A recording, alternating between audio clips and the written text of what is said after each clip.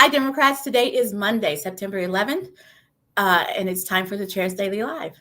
Happy Monday. So today is Monday, September 11th. It is the 22nd anniversary of the tragic 9/11 bombing. There's a lot to remember, and as I started the day talking to staff, and we all talked about where we were at that moment. And it is important that we continue to remember what's happening so that it doesn't happen again. This is a perfect example of one of those reasons why talking about history allows us to remember where we were. Now, when that happened, President George W. Bush was the president, not my pick for president, did not vote for him. And going back on it, pretty sure I still would not have voted for him. However, at that time, he took a lot of actions that were aimed at uniting us as a country. And for a while, and it was only 22 years ago, for a while, we were united as a country. And that's what I choose to remember about September 11th. Of course, I remember the carnage and the lives lost. But I also want to remember how the country really made an attempt towards unity. So I kind of want to start this week off on maybe not such a negative topic, or a way to spin it, so that we remember how our country can move forward. Now, I say that right before I remind you that it is Monday. And if it's Monday, I'm going to remind you of where we are with mass shootings. As of today, September 11, 2023, in the United States, we are at 565 mass shootings in America for this calendar year. 565 mass shootings. That's not the one-offs, because there are plenty of those as well, but those are the shootings that involve more than four people. Four people in addition to the shooter. 565, and we still have a whole quarter left in this year to go. Makes me a little sad, but we are well beyond.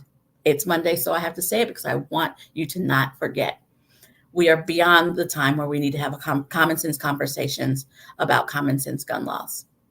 All righty, so let's talk about current events in Oklahoma, current events in the Oklahoma Democratic Party, current events in what's going on with Democrats in the state of Oklahoma. So this weekend, I was just inundated with this image. I got it emailed to me, text to me, sent to me in private message on Twitter and Facebook. Everybody wants to send me this image. I saw it. I saw it before it ever got sent to me. And what it is a detailing of the GOP's plan for Tulsa County. That's what it was. Not real sure why everybody was all up in arms over it. We know they have a plan. Of course they have a plan. But the question was asked on Facebook. The question was asked on Twitter.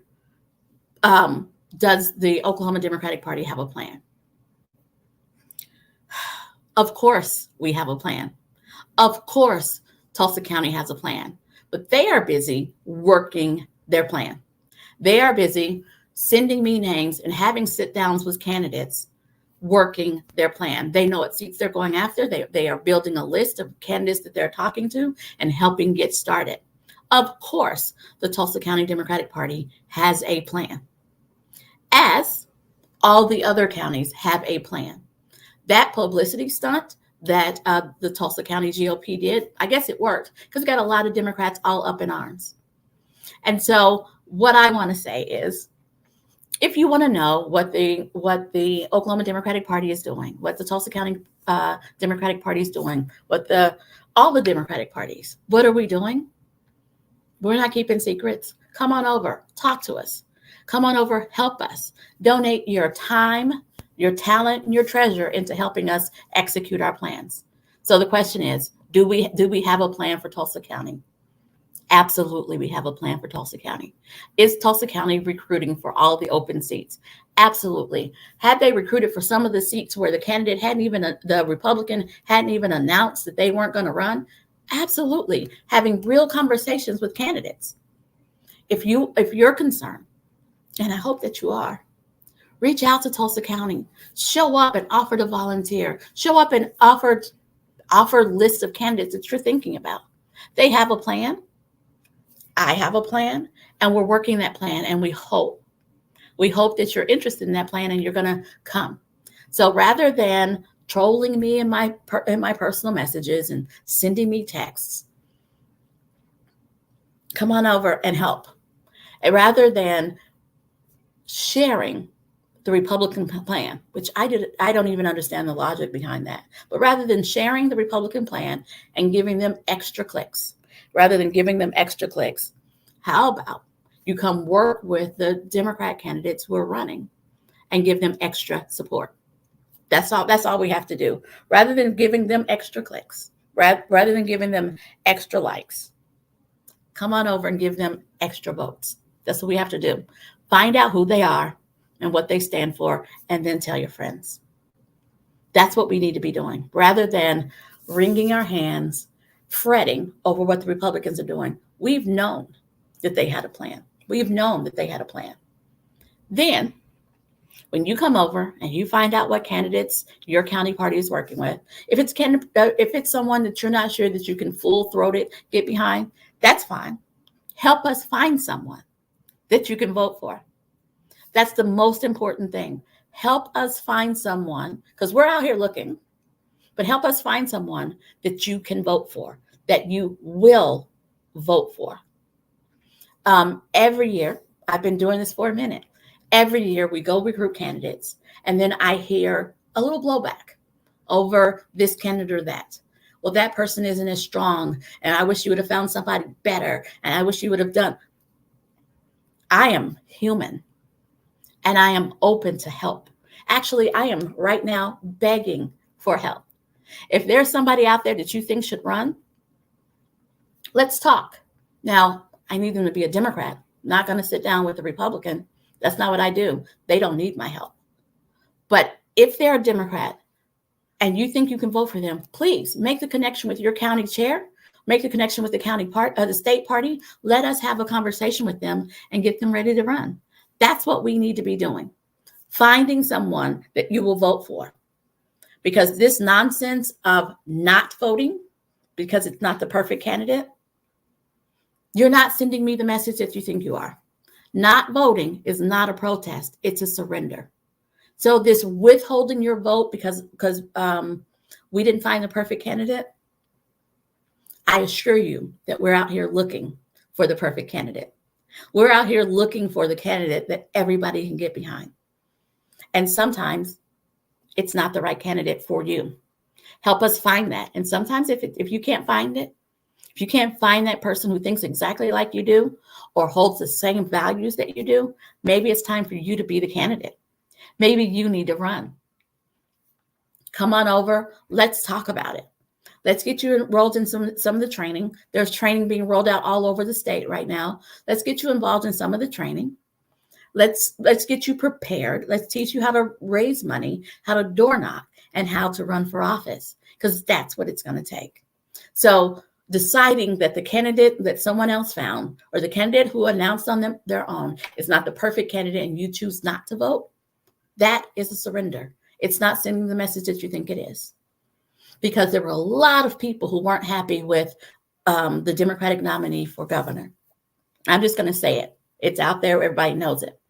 And so folks opted not to vote for her because she wasn't their pick. Here's the thing. We knew what was on the other side of that ballot.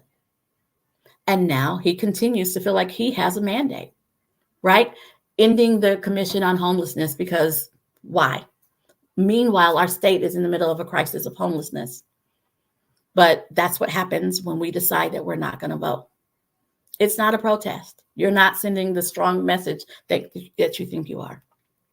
So please put that kind of thinking behind us.